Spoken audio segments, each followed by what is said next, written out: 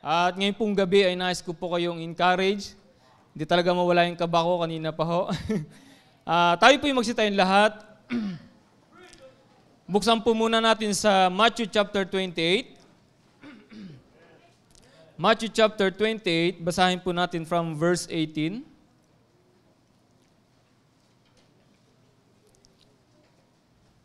Matthew chapter 28, verse 18 to 20. Basahin po natin ng sabayan from verse 18 to 20.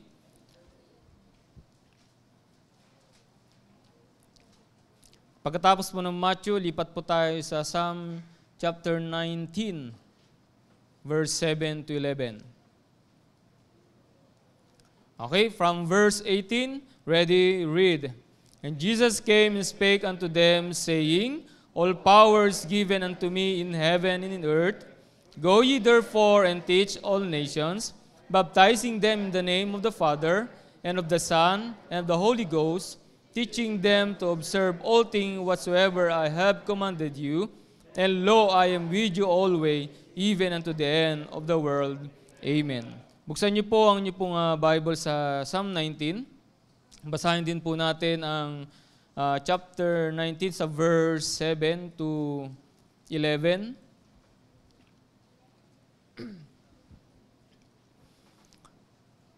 Chapter 19 ng Book of Psalm, verse 7 to 11. Basahin po natin sabay-sabay po tayo from 7 to verse 11. Verse 7, ready, read. The law of the Lord is perfect, converting the soul. The testimony of the Lord is sure, making wise the simple. The statutes of the Lord are right, rejoicing the heart. The commandment of the Lord is pure, enlightening the eyes. The fear of the Lord is clean, enduring forever. Judgment of the Lord are true and righteous altogether. More to be desired they than gold, yea, than much fine gold, sweeter also than honey and the honeycomb. Moreover, by them is thy servant warned, and in keeping of them there is great reward. Ang ating pong topic ngayong gabi ay dun po sa verse 11. Sabi po ng Bible, and in keeping of them there is great reward. Ngayon pong gabi ay ang title po ng ating mensahe, The Reward for Soul Winner. Maliwanag po dyan sa salita po ng Diyos, there is great reward. At yan po ang ating pag-aaralan ngayong gabi. At nais ko po kayong encourage, bago tayong patuloy, tayo muna ay manalangin. Dakilang Diyos, Ama, salamat po sa inyo pong salita na aming pong binasa. Dalangin ko, banal na Espiritu, sa aming pong kalagitnaan. Kayo po ang kumilos gumawa po sa amin, sa aming puso't isipan. Hindi po namin, Panginoon, maunawanan niyo pong salita. Hindi ko rin po ito may papangaral ng maayos po, Panginoon, kundi niyo po ako gagamitin. Gamitin niyo na po ako instrumento, at ang mensahe po, Panginoon, na ito ay maging hamon po sa bawat isa po sa amin at maging encouragement po sa amin. Maging paalala po sa bawat isa po sa amin ang tungkulin po namin, katulad po ng inyong pong tagubilin sa Matthew chapter 28. Na kami po yung mangaral na inyong pong salita. At dalhin po ang mga tao sa simbahan, sila po ay matutong sumunod sa tubig ng bautismo, at sila po, Panginoon, ay madisciple po namin. Salamat po sa simbahang ito, na malaking parte ng aking buhay. Salamat din po, Panginoon, sa kaligtasan na pagganyo po sa akin. Salamat po sa pastor na ipinagkaloob niyo po sa simbahang ito, patuloy kayo pong magpala at mag-lead po sa kanya po, Panginoon. Salamat po sa mga member ng simbahan na ito, tapat na sila po ay nangangaral ng ipong banghelyo. Salamat po muli sa inyo pong pag-ibig. Ang lahat nito ay aming hiling dalangin sa pangalan po ng Panginoong Hesus. Amen. Salamat po. Pwede na pong makaupo. The reward for soul winner. Doon po sa ating binasa sa Matthew chapter 28, maliwanag po yung Great Commission. Go ye therefore, buksan po natin for the sake na meron po tayong bisita, pakitabihan lang po.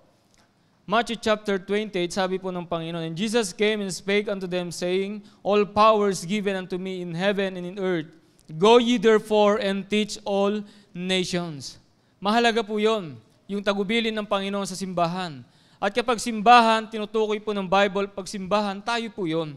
Mga naligtas at sumunod sa tubig ng bautismo, at nandito po tayo ngayon nag-gather upang makinig ng salita ng Diyos. Mag-aral ng salita ng Diyos. At ang tungkulin po ng simbahan ay ito pong tagubilin ng Panginoon.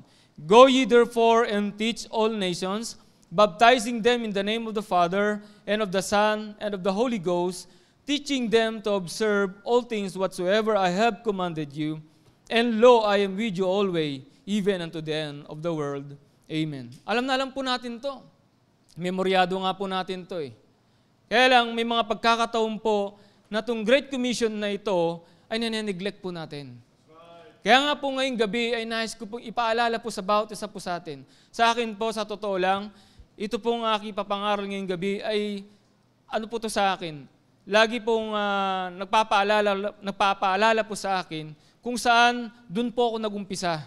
Na meron pong isang nangangaral ng salita ng Diyos na kung saan dun ko po nalaman ang katiyakan po ng langit. Kaya nga po wag po natin neglect yung trabaho po natin, yung responsibilidad po natin bilang simbahan. Go ye therefore and teach all nations. Mahalaga po yan. At yung bagay na yan ay kailangan po nating ma-enjoy. Dapat ma-enjoy po natin yung bagay na yan. At nung ang Panginoong Jesucristo ay namatay, at pagkatapos nung siya po'y namatay, at bago po siya umakyat sa langit, ay ito po yung kabilin-bilinan po niya sa simbahan. Alam niyo po, mahalaga po yung bagay na yan. Na kapag hinaluntuad mo sa isang kamag-anak o mahal mo sa buhay, na kapag sila po'y aalis, ay mahalaga po yung ibibilin po niya sa iyo. Kapag nagbilin po siya sa iyo, ibig sabihin, mahalaga po yun. At kapag ikaw ang binilinan ng isang bagay na yan, ay dapat magpasalamat po tayo. Sapagkat ang nagbilin po sa atin, ng tagubilin ng simbahan, ng Panginoon sa simbahan, ay isa ka po doon. Amen? Napaka-pribileyo po. Pwede pong, pwedeng tayo naligtas na, pwedeng alam na po natin pupunta na tayo ng langit, pero yung ikaw pa ay pagkatiwalaan ng Panginoon, na ikaw ay mangaral ng kanyang salita, ibang usapan pa ho yun. Kaya nga sinabi niya, go ye therefore and teach all nations. Alam po natin, bawat isa po sa atin, ay alam po natin yung kakayahan po natin. Marahil meron po sa ating kalagitnaan, na sadyang, nilakihan ko po, Pastor, kasi sa sobrang kaba. Salamat po, Pastor. Alam niyo po, ibang bagay na po yung ikaw po ay mapagbilinan. Ibig sabihin, mapagkakatiwalaan ka po. Amen? Kaya nga po ngayong gabi ay nais ko po ipaalala po sa ating itong bagay na ito. At doon po sa Psalm chapter 19, sa verse 11, nasabi po ng Bible, and in keeping them, there is great reward. Alam niyo po, pag sinabi po ng dictionary na reward means return or recompense for service or merit. At isa pa po, sabi po ng aking pong nabasa, dali lang po, ibababa ko lang.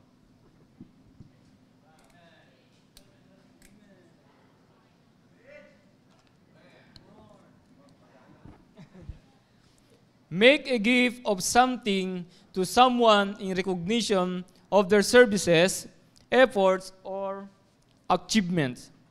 Yan po ibig sabihin po ng reward. Kaya nga po, tignan niyo po, yung salitang reward, yan po ay biblical. Nasa Bible po. At huwag po nating kakalimutan, yung tagubilin ng Panginoon sa Matthew chapter 28, na go ye therefore and teach all nations, kung tutusin po, pribileyo po yun. Na tayo po ay mangaral ng kanyang salita. Pero yung meron ka pang reward, na ikaw ay binili na ng Panginoon, at meron kang pribileyo na mangaral ng salita ng Diyos, ay ibang usapan pa ho yun. Na meron kang reward na matatanggap sa Panginoon. At ngayong gabi, tingnan po natin yung karakteristik ng reward na yan na matatanggap po natin. Ayon po sa salita ng Diyos, and in keeping of them, there is great reward. Number 1. Tingnan po natin sa 1 Corinthians chapter 3, verse 8. 1 Corinthians chapter 3, verse 8. 1 Corinthians chapter 3, verse 8, sabi po ng Bible, now, he that planteth and he that watereth are one, and every man shall receive his own reward according to his own labor.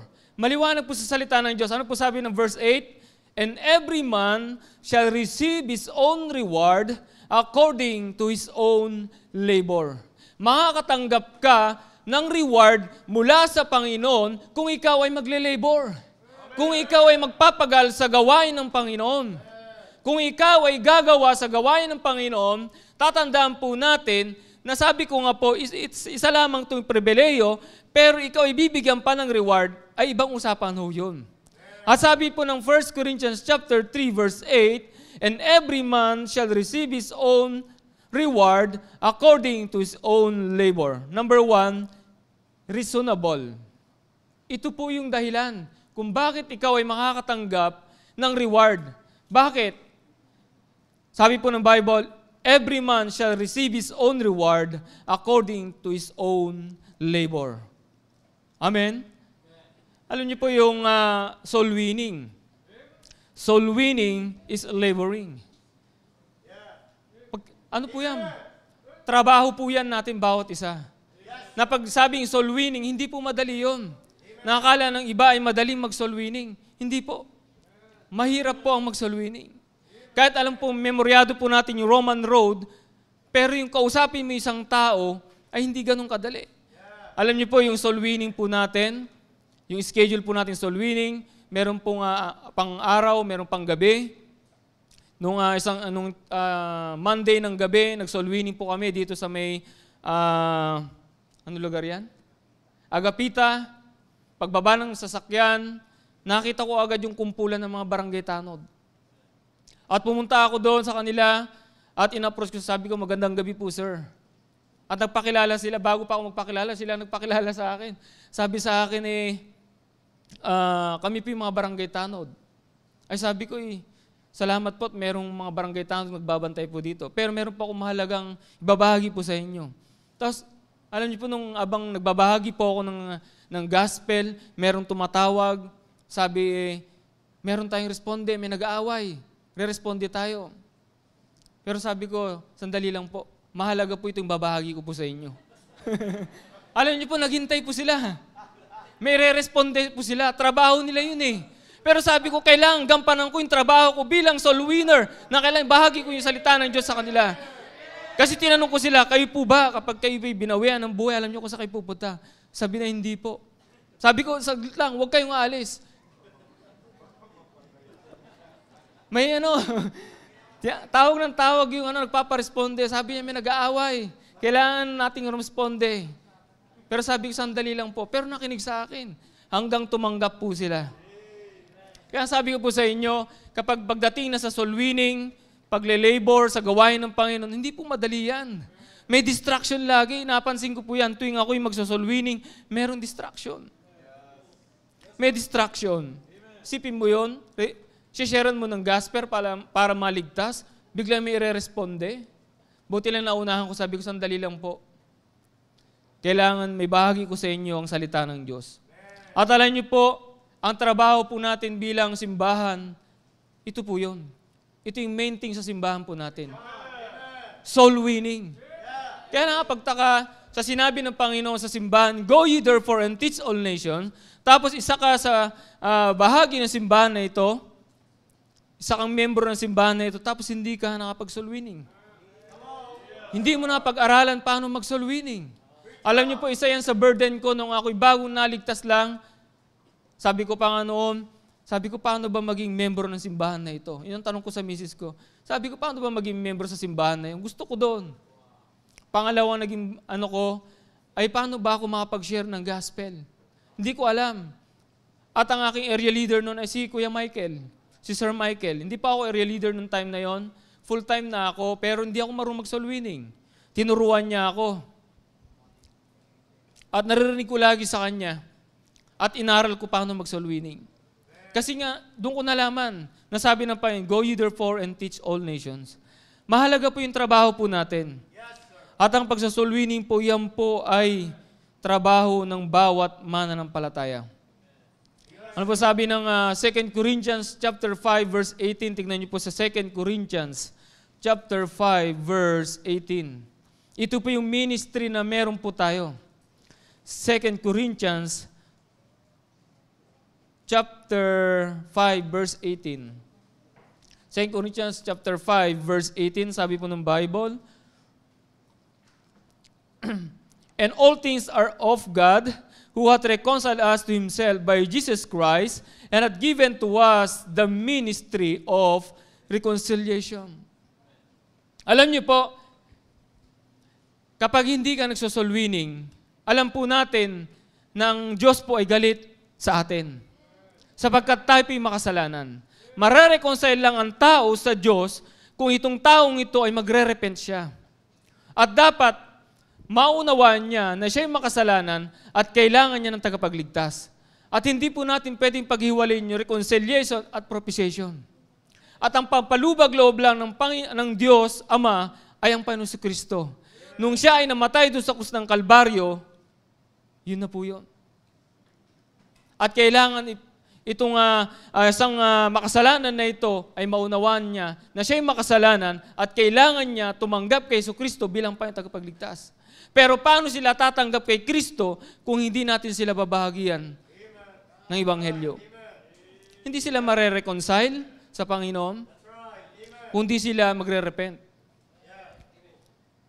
Kaya nga po tandaan po natin yung trabaho po natin bilang simbahan.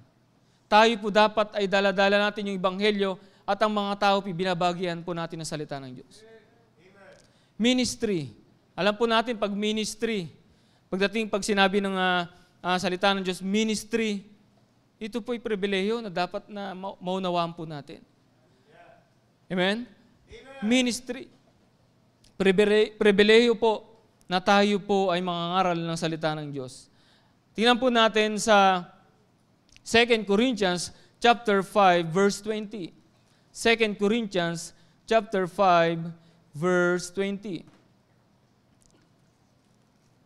2 Corinthians chapter 5 verse 20. Now then we are ambassadors for Christ, as though God did beseech you by us. We pray you in Christ, instead be reconciled to God. Alam niyo po yung trabaho po natin bilang ambassador. Dapat kung tayo po ay mangangaral ng Ebanghelyo, mangangaral ng salita ng Diyos, kung lalabas po tayo at mangangaral ng Ebanghelyo, dapat maayos po yung ating sarili. Ambassador eh. Di ba? Mataas ang ating posisyon. Ambassador. Hindi basta-basta yung trabaho po natin. The ministry of reconciliation. Tapos sabi po ng Bible, ambassador. Tapos lalabas tayo, ang itsura natin, mukhang hindi ambassador. Magsosoul winning tayo, naka-t-shirt lang. Naunawaan po ba natin yung trabaho po natin? Alam niyo po, natatandaan ko, nung ako po'y nagba-Bible study pa doon dyan sa Camp Sakay, yung hindi po sila mag-asawa, sila po yung tawag mga girlfriend and boyfriend, may problema sila, at tinawagan ako ng pulis na lalaki. Sabi niya sa akin, tulungan mo naman ako na maging maayos kami ng aking girlfriend. Yung pulis na lalaki po, nasharean ko na po yun. Sabi ko, pinagbigyan ko. Sige, sabi ko, tara, punta kami doon sa may part dyan sa turbina. Kasi yung babae nagtatrabaho sa kulungan. At pagdating po doon, alam niyo po, sinerang lang ko po siya ng gospel. Sabi ko, Panginoon, ang kailangan lang po nito ay gospel. Kailangan lang nito maligtas. At nga pagdating po doon, sinerang ko po ng salita ng Diyos. Tumanggap po siya, umiiyak po siya, tumanggap siya sa Panginoon. At sabi ko, wala nang ibang magandang bagay na mangyayari dito, kundi siya ay ma-reconcile sa Panginoon. At nangyari po yun. At alam niyo po, doon lang ang usapan namin, umikot lang doon sa salvation yung usapan namin, naging maayos po silang dalawa. Kasi ligtas na po yung lalaki, naligtas po yung babae. Sabi ko, ito na yung kailangan gawin dito, wala nang iba. Kasi hindi man sila mag-asawa eh. Naligtas po yung babae, nagpatawad po siya. Pinatawad po niya yung kanyang boyfriend. Okay na, kumain pa kami sa labas. Sipin mo yon, na-reconcile ko na siya sa Panginoon. Nagkabati pa sila, di ba? Kasi ngayon ang trabaho natin, ministry of reconciliation. Amen. Kumain pa. Amen. Sipin mo yon, libre pa. At sabi ko, alam nyo, yung ating position bilang ambassador, mahalaga po yan. Napangahawakan po natin.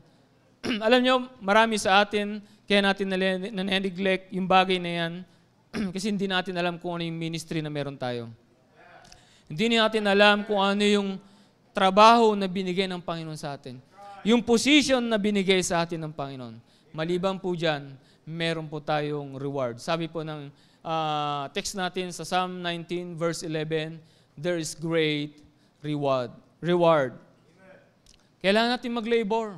Mahirap po mag-labor. Pero niyo po, merong kasiyahan sa pagle-labor. Natatandaan ko po nung ako po ay bago pa lang full-time, wala naman pong pinangakong sweldo sa amin. Ang sabi lang ni pastor, nag-full-time ka, binigay mo ang buhay mo sa Panginoon, aasa ka sa provision ng Panginoon.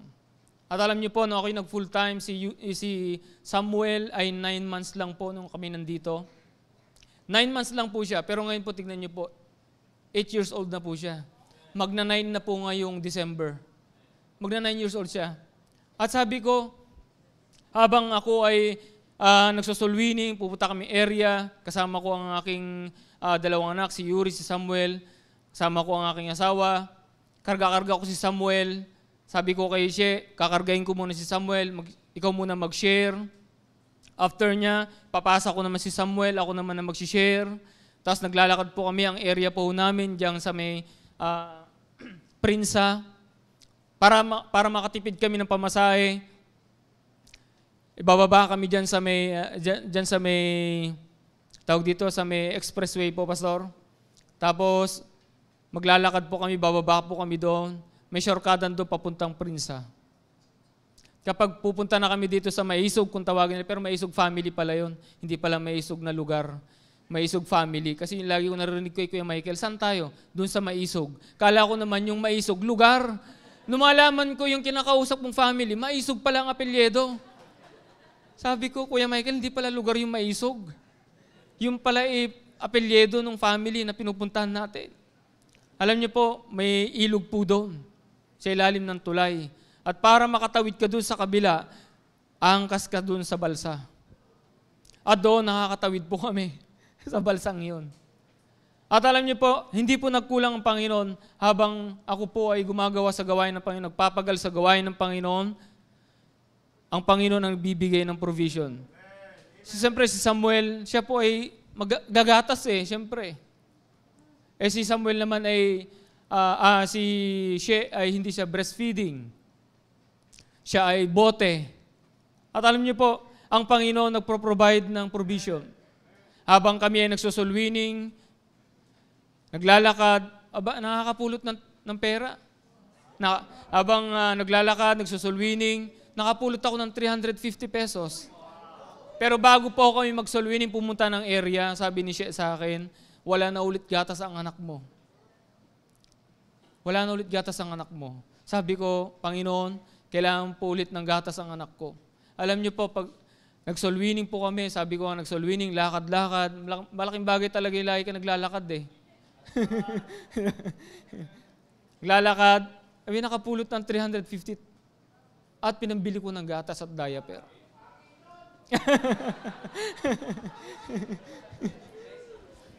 At sabi ko, Panginoon, alam ko po na itong perang ito ay ito yung provision na pinagganyo sa pangangailangan po namin. Basta ang alam ko lang ay gagawin ko yung trabaho ko. Soul winning dito, soul winning doon. Alam niyo po, hindi ko na mabilang kung ilang beses na ako nakapulot ng pera sa soul winning. Maraming beses na po. Kaya nga po, sa gawain po ng Panginoon, hindi ka talaga pagkukulangin ng Panginoon. At ang nakakatuwa po, ay meron pong reward ang Panginoon po sa atin. There is great reward. Ano po sabi ng John chapter 6? John chapter 6. John chapter 6. Ano yung paalala sa atin ng Panginoon sa John chapter 6? John chapter 6, verse 27. Sabi ng Bible, labor not for the meat which perisheth, but for the meat which endureth unto everlasting life, which the Son of Man shall give unto you, for him hath God the Father sealed. Amen. Labor not for the meat which perisheth. Alam nyo, sa atin kasi nagpapagal tayo sa mga bagay na wala namang eternal value. Yung kaluluwa po, meron pong eternal value. Kaya mahalaga po na tayo po ay mangaral ng salita ng Diyos. Pangalawa po, sa Daniel chapter 12 verse 3. Number 1, reasonable. Number 2, sa Daniel chapter 12 verse 3. Daniel chapter 12 verse 3.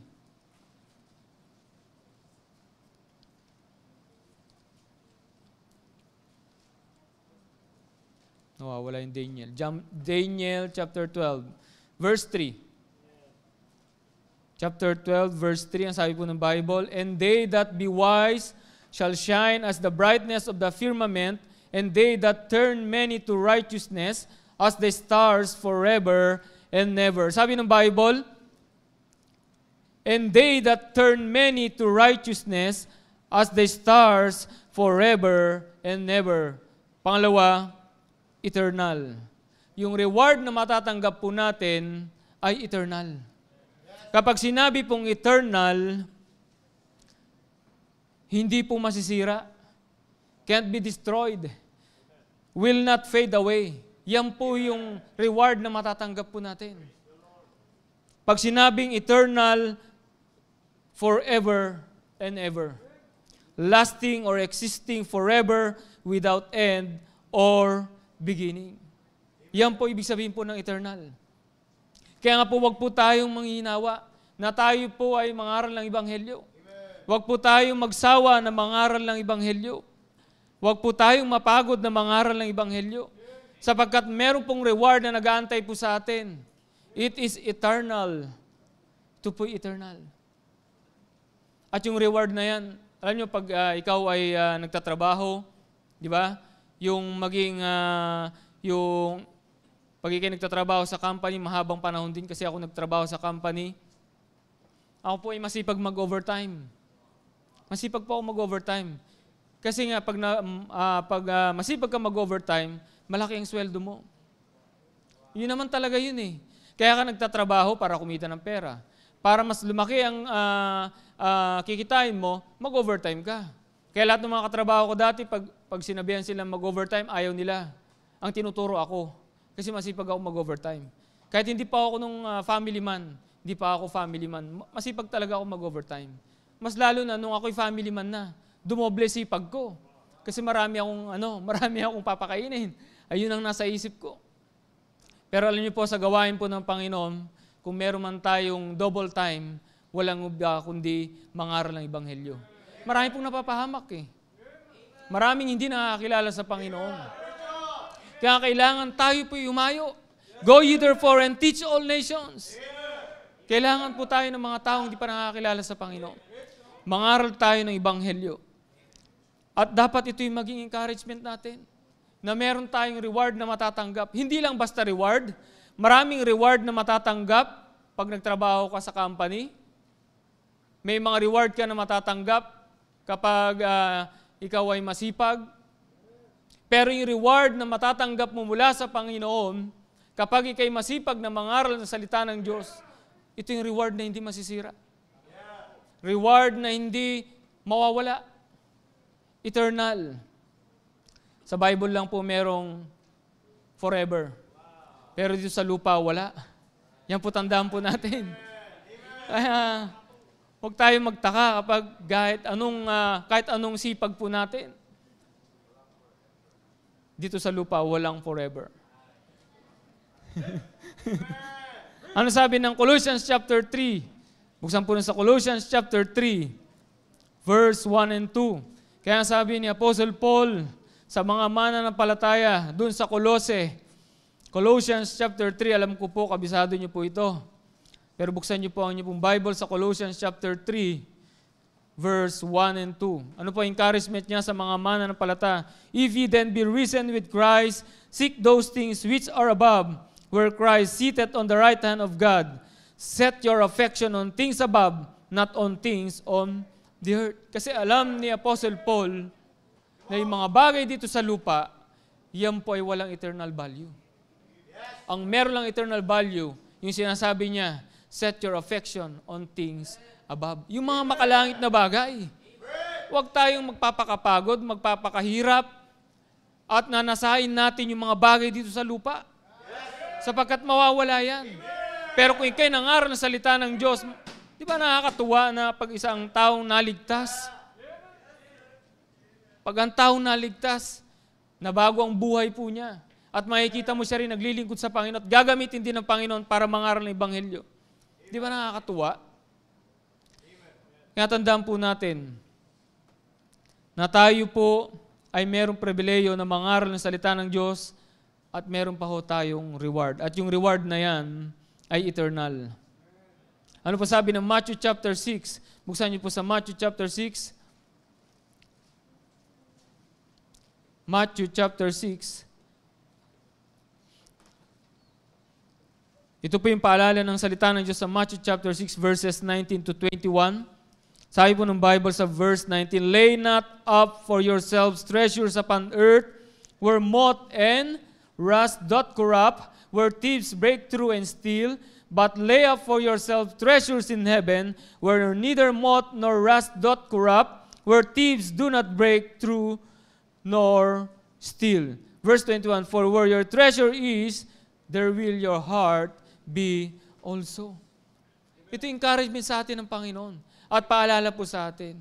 Kaya yung mga bagay na meron tayo, tinatangkilit dito sa lupa, wala naman talagang halaga eh.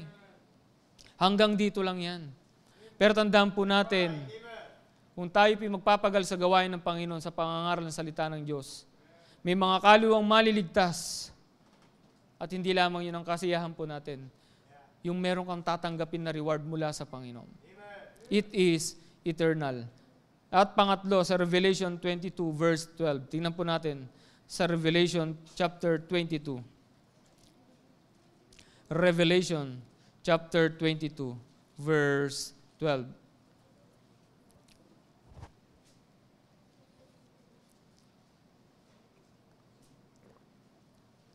Verse 12.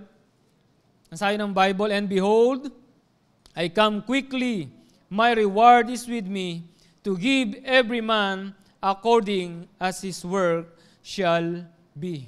Pangatlo, ito po ang sabi po ng Bible sa verse 12, "And behold, I come quickly, and my reward is with me, to give every man according his work shall be." Pangatlo po, yan po ay trabaho ng Diyos, workmanship of God. Yung reward na matatanggap po natin. Diyos mismo ang may gawa. At pag sinabi nating workmanship of God, it is a wonderfully. Tingnan po sa Psalm 139 verse 14. Psalm 139 verse 14. Psalm 139 verse 14. Psalm 139 verse 14. "I will praise thee, for I am fearfully and wonderfully made. Marvelous are thy works, and that my soul knoweth right well." Yan po ay gawa ng Panginoon. Workmanship of God. At hindi lamang wonderfully perfect. Tingnan niyo po sa Deuteronomy 32 verse 4. Ang sabi po ng Bible sa Deuteronomy chapter 32 verse 4. Deuteronomy 32 verse 4. "He is the rock, his work is perfect, for all his ways are judgment, a God of truth and without iniquity, just right is he." Sabi ng Bible, perfect, for all his ways are judgment. Alam niyo po, pag sinabing workmanship of God, perfect yan. Hindi pwedeng magkamali. No human hand can duplicate. Hindi pwedeng i-duplicate ng tao yan. Kasi kamay mismo ng Diyos ang gagawa. Naunawaan po natin yun. Kamay mismo ng Diyos ang gagawa. At gumawa. Workmanship of God. Ano pa sabi ng Matthew chapter 28? Matthew chapter 28. Sa ating binasa kanina, Matthew chapter 28 verse 20. Matthew chapter 28 verse 20. Ang sabi po ng Bible, teaching them to observe all things whatsoever I have commanded you, and lo, I am with you always, even unto the end of the world. Sabi ng Bible, I am with you always, even unto the end of the world. Pangapat po, attainable. Attainable. Pag sinabing attainable, kung sa Tagalog ay makukuha mo o maaabot mo, yun ibig sabihin ng attainable. Attainable. Kaya sabi ng Panginoon, I am with you always, even unto the end of the world. Amen. Yan yung reward na meron po tayo. Amen. Hindi yan yung reward na katulad nung pinapangako sa atin sa company. Naranasan ko nung ako'y nagtatrabaho sa company, sabi ko nga sa inyo, masipag ako mag-overtime. Masipag ako sa trabaho lang. Pero yung reward na pinangako sa akin, after 5 years, di ko nga natanggap eh. Wala akong natanggap after 5 years. Isipin mo yun? Pero yung reward na matatanggap natin sa Panginoon, yan ay eternal. Yan ay attainable. That maunawaan po natin ng reward na ating tatanggapin, yan po ay mismo manggagaling sa Panginoon. Tingnan nyo sa Revelation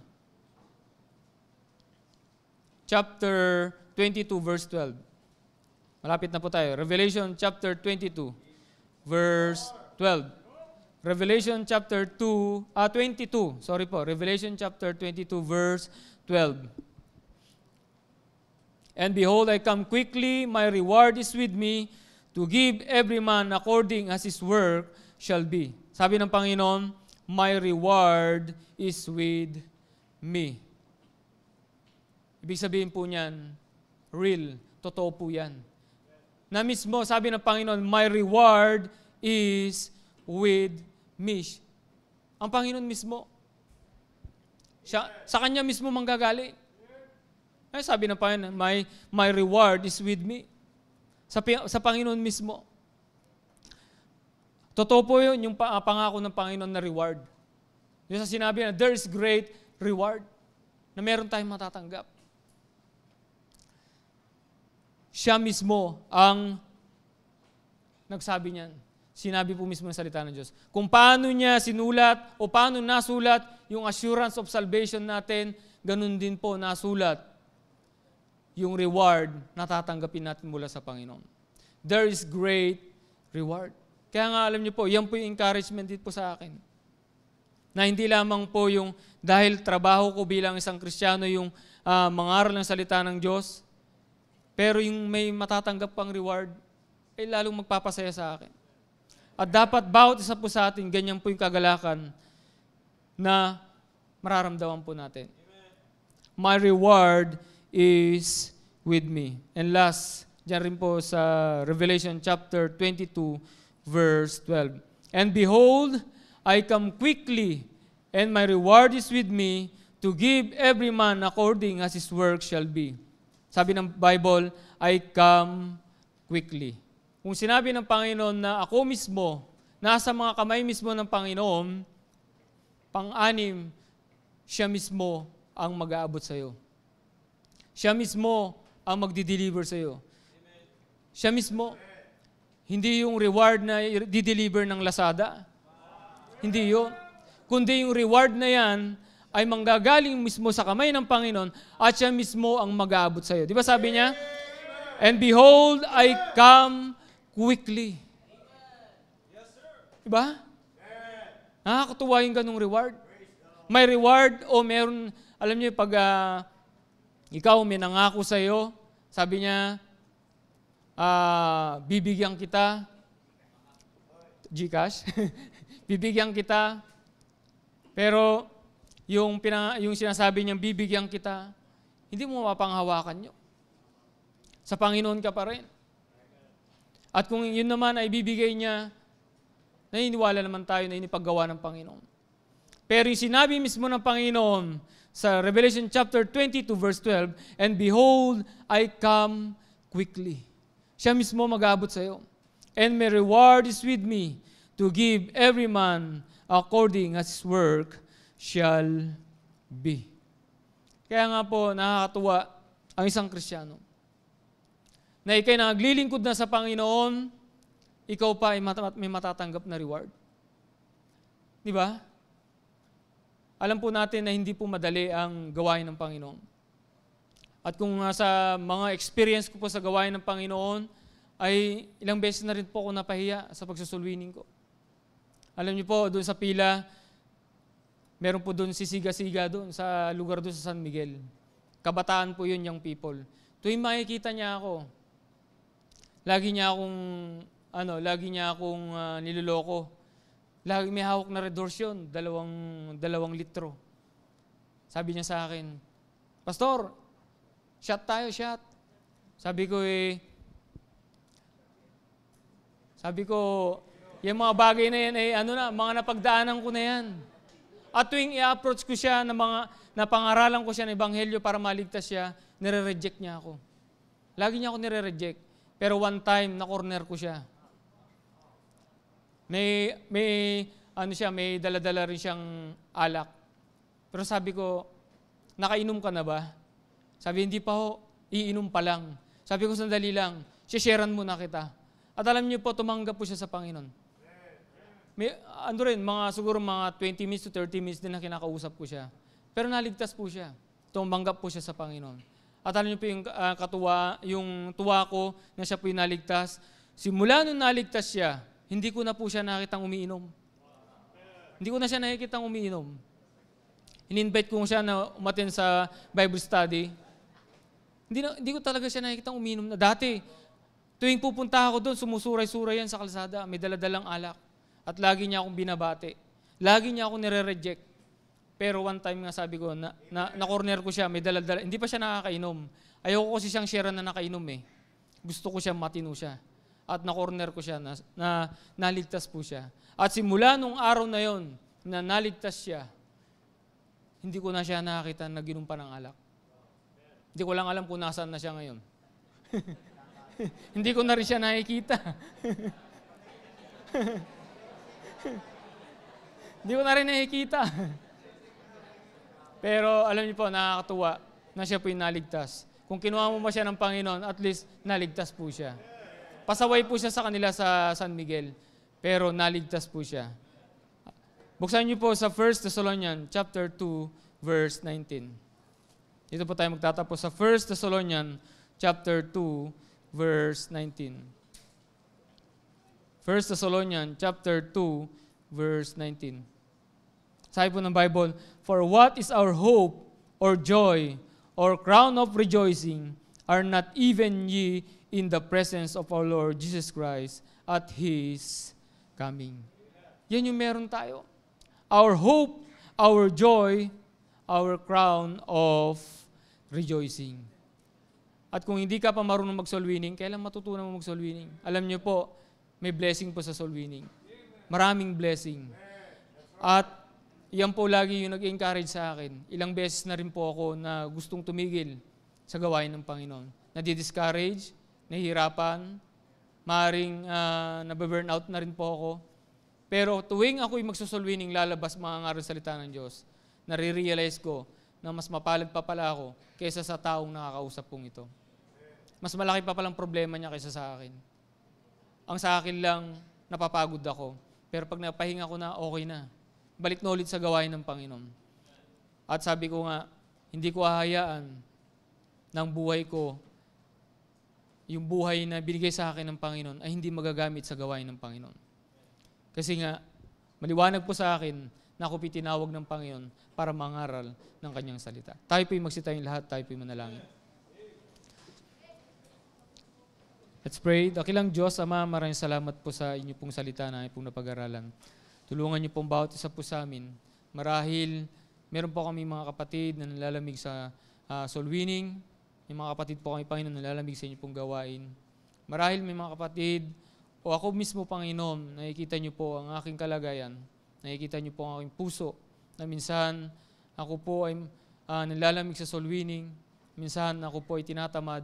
Pero nakikita ko po, Panginoon, sa inyo pong salita, ang aking trabaho bilang inyo pong tinawag sa inyo pong gawain. Salamat po sa simbahang ito na patuloy na ginagampanan ng Great Commission. Salamat po sa aming pastor, ganyan po sa mga manggagawa na nagsuko ng buhay, katuwang po sa inyo pong gawain.